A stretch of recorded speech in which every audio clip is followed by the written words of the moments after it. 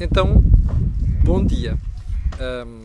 Eu quero começar por perguntar se o som e a imagem estão a chegar bem, porque eu estou com dificuldades de telecomunicações.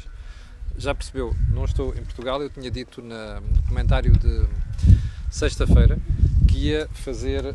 Bom, já alguém me pôs o polegar para cima, quer dizer que está tudo bem. Eu tinha dito que ia fazer o comentário de hoje fora de Portugal. Estou em Moçambique. De novo, um dia destes vou explicar aquilo que estou a fazer aqui. Aliás, que tenho andado a fazer aqui, mas quero começar por pedir desculpa, porque o tempo aí está o que a gente sabe. Bem, e o tempo aqui está esta maravilha. Não só este sol, mas também o calor e também a umidade. Mas enfim, peço desculpa por isso. É só para chatear aqui os meus amigos. Bem, bom, vamos lá então à conversa de hoje, porque temos aqui muita coisa para falar sobre a atualidade nacional. Primeiro ponto, o período de ordem do dia, que eu já não consigo prescindir dele, que tem a ver com aquilo que ficámos a saber ontem à noite.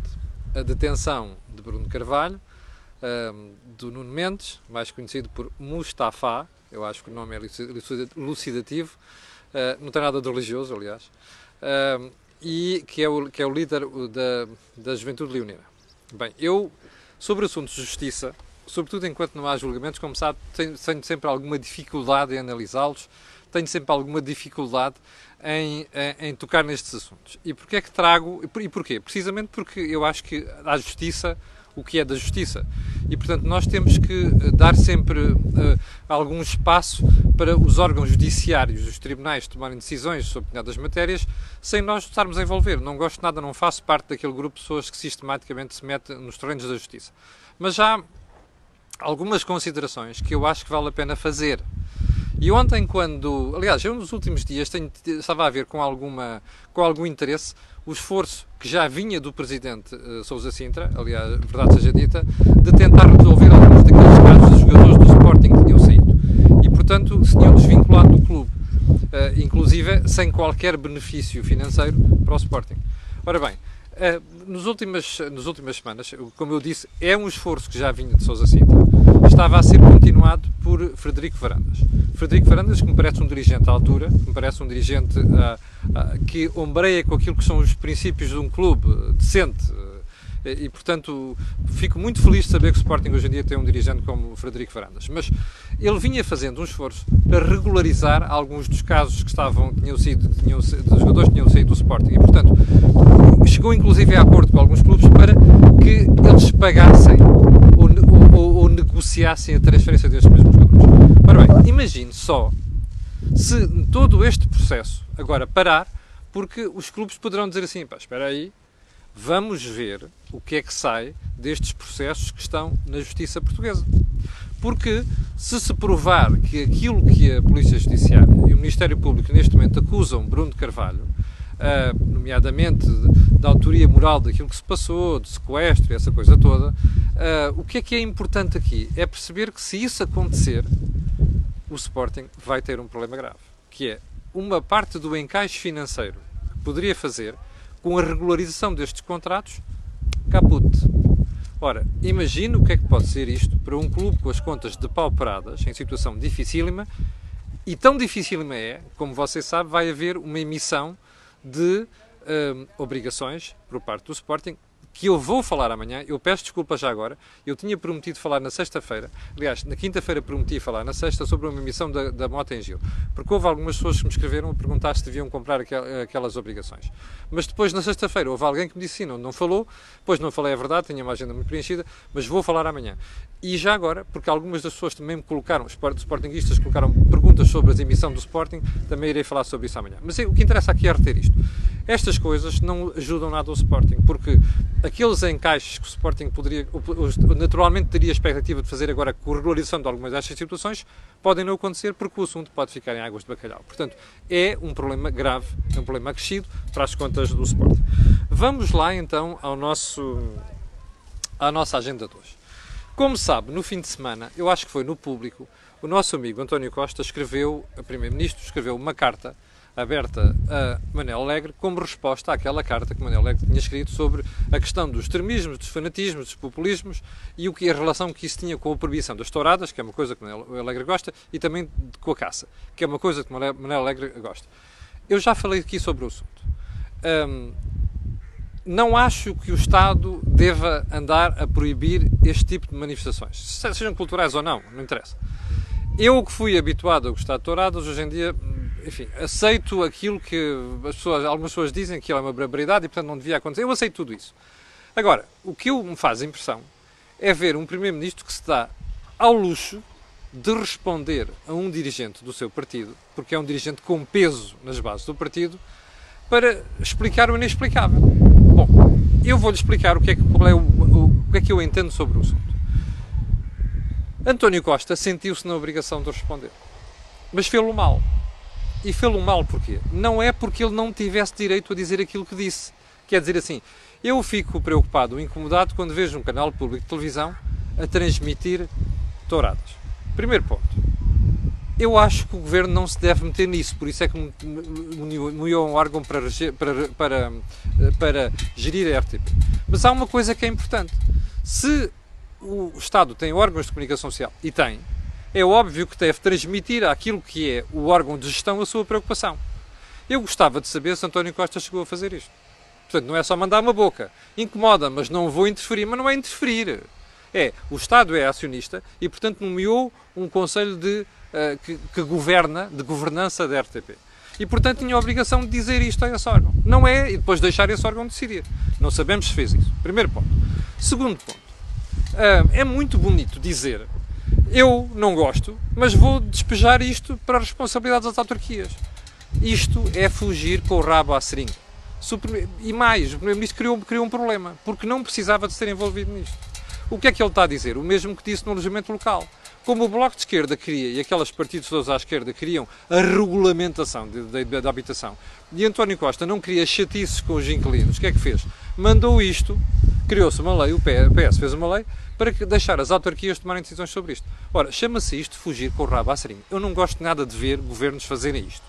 Bom, acaba de repetir esta brincadeira com a história das touradas. Que é vir dizer, bom, eu não tenho nada a ver com isso, se as autarquias quiserem proibir, que proíbam, se quiserem manter, que mantenham. É muito bonito fazer isto. Bom, mas o mais grave de tudo isto é o que se passou a seguir. É que há pessoas com memória. E ontem nas redes sociais já circulava fotografias do Primeiro-Ministro em touradas. E não é propriamente com ar pungente, ou seja, angustiado, é com ar feliz. Você dirá também, ele está sempre com o sorriso na boca. What the fuck cares, não é? A verdade é que o Primeiro-Ministro aparece ali com a imagem sorridente. Mas, eu não sei se já reparou hoje, se não reparou, vá ver, por favor, o Jornal I, que fez muito bem ter ido buscar o assunto. O Jornal I, na sua manchete, diz assim: Costa gostava de touradas quando era Presidente da Câmara Municipal de Lisboa. Está a ver? Este é que é o problema. Nós temos um político que é um político hábil, que é um político talentoso, mas há um limite para o talento, porque a partir daí passa a ser embuste. É que, primeiro, há pessoas com memória. Segundo, hoje em dia fica tudo registado. Nós temos o Google, temos as bibliotecas digitais, essa coisa lixada, desculpem a expressão, que registra tudo o que a gente diz e tudo o que a gente escreve e tudo o que a gente fala. E depois isto acaba mal. E acaba mal porque a gente vai pesquisar um bocado e assim, espera aí, mas o António não condecorou não sei o quê, não ia às touradas, não estava feliz com a manifestação cultural que aquilo representava. Bem, isto é de uma hipocrisia gritante. E mais, eu estou convencido que este tipo de atitudes, em vez de granjear votos ao Primeiro-Ministro e ao Partido Socialista, acaba por os tirar. Até porque representa uma falta de vergonha inacreditável na forma de fazer política. Bom, vamos lá seguir então para o resto da agenda, que se faz tarde. E o que é que eu gostava de realçar? Bem, naturalmente, a convenção dos nossos amigos do Bloco de Esquerda. A 11ª convenção. E porquê? Porque, como você sabe, passaram-se ali muitíssimas coisas. Agora estou aqui a tentar não fugir à agenda. Bom, cá está. Primeiro ponto. Quem tenha acompanhado os trabalhos daquilo que se passou no fim de semana terá percebido uma coisa. O Bloco deixou de ser um partido radical de contestação para ser um partido de poder. Você dirá, bem, mas isso não é novidade. Você já chamou atenção para isso, já escreveu no Jornal de Negócios, já falou aqui na Cor do Dinheiro, é verdade. Mas uma coisa é aquilo que eu digo, que é a minha interpretação. Outra coisa é aquilo que se passa de facto, ou seja, os factos. E os factos, meus amigos, são que ontem emergiu claramente uma facção que discorda daquilo que a Catarina Martins, a Mariana Mortágua, o Francisco Louçã, que é o pai espiritual desta gentinha toda, não é? Está a fazer. A Inês Ribeiro Sanches, o Francisco Pacheco, já não me lembro, o último nome é Sadoc, já vou ver, que chegaram lá e disseram coisas muito difíceis, que é, espera aí, nós afinal qual é a diferença entre nós e os outros? Não há diferença nenhuma. Nós deixámos a contestação para ser um partido alinhado com o Partido Socialista. Mas o Sr. Sadoc chegou a dizer uma coisa notável, que foi, nós vivemos das migalhas do PS. Ou seja, aquilo que eu dizia, e que muita gente dizia, que é, estes senhores deixaram de ser um partido de contestação para ser um partido alinhado, ficou ontem bem claro, reconhecido por vozes do próprio Bloco de Esquerda. Primeiro ponto. Segundo ponto. Como se percebeu pelas declarações da Catarina Martins e também da Mariana Mortágua, em entrevistas inequívocas e claras, o Bloco está mortinho para ir para o governo. Repare, um partido que ainda há pouco tempo era um partido unicamente de contestação, nesse aspecto não diferia nada do Partido Comunista Português. Bom, e que agora no governo assume claramente a sua vocação governativa. Como você sabe, ontem, ou melhor, no fim de semana, até circularam já listas de pseudo-ministeriáveis do próprio Bloco de Esquerda. Olha, nas finanças, Mariana Mortágua. Eu imagino o que é que iria acontecer em Portugal. Portugal ficava deserto de empresas de um dia para o outro. Bem, Ministra da Educação, Joana Mortágua. Eu suspeito que muitos portugueses passariam a pôr os seus filhos em colégios privados, os que pudessem, não é? Porque, como você sabe, depois quem se lixa é o mexilhão, que é aquele que não tem dinheiro para pôr os filhos em colégios privados. Bem, mais 740 pessoas em direto, muito obrigado pelo apoio à Cor do Dinheiro, mesmo sabendo que estou distante de Lisboa 10 mil quilómetros. Bom, ou seja, o que é que tudo isto mostra? Que o Bloco, de facto, deixou de ser um partido de contestação para ser um partido que dorme com o poder, que gostou do poder, que adora o poder e mais, que está felicíssimo com as migalhas que o poder lhe dá, como dizia o Sr. Sadoc. Bom, você dirá, quais são essas migalhas? É muito simples. Vá lá ver o número de dirigentes do Bloco de Esquerda que, graças à geringonça, já conseguiam lugar em organismos e instituições públicas.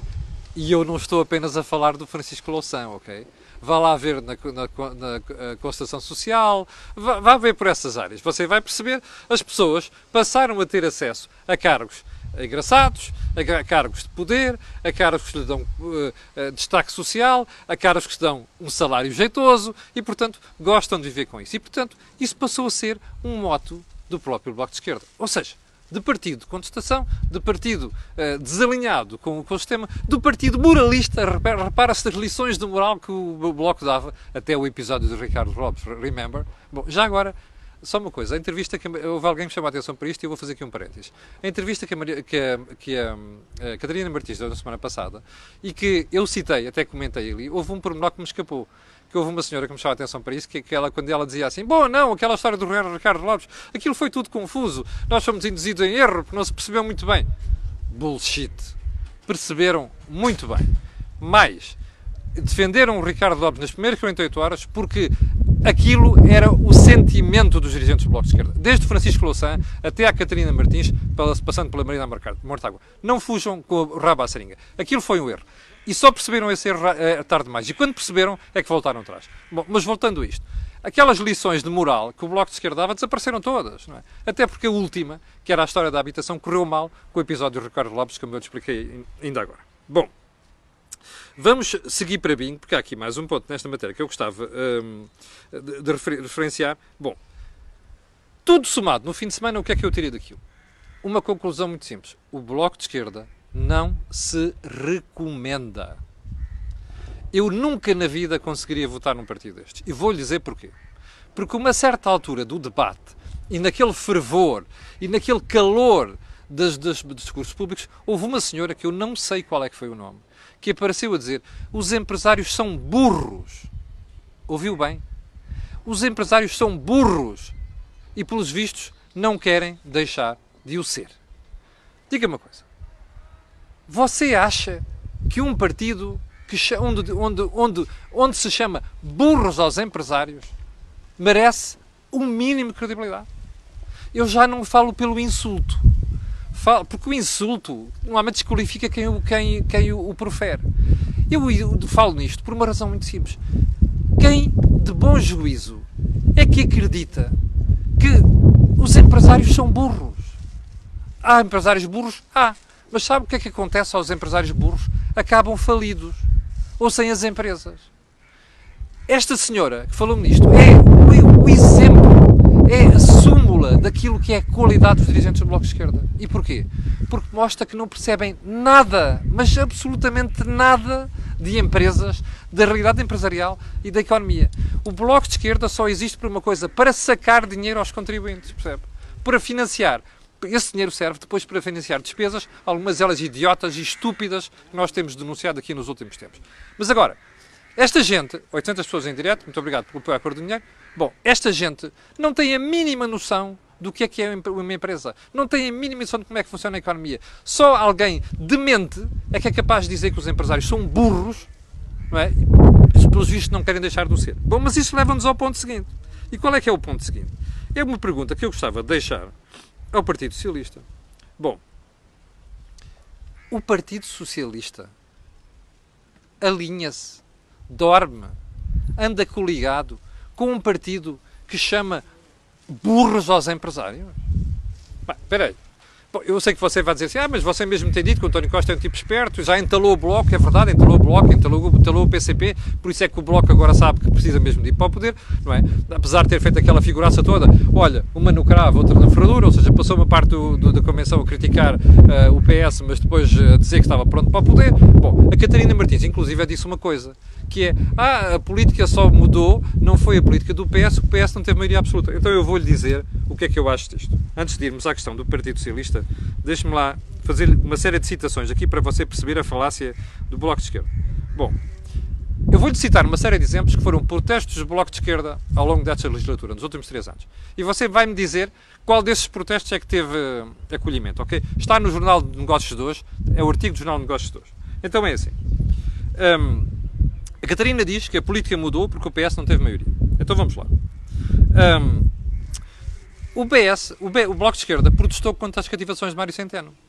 Pergunta, aconteceu alguma coisa? Zero. O Bloco exigiu mudanças no déficit. Aconteceu alguma coisa? O contrário. O déficit está próximo de zero e vai terminar este ano com zero, como eu já lhe disse aqui várias vezes. O Bloco de Esquerda quis abrir indiscriminadamente o acesso às reformas antecipadas aos 100 anos. O Governo cedeu? Zero. Vamos seguir.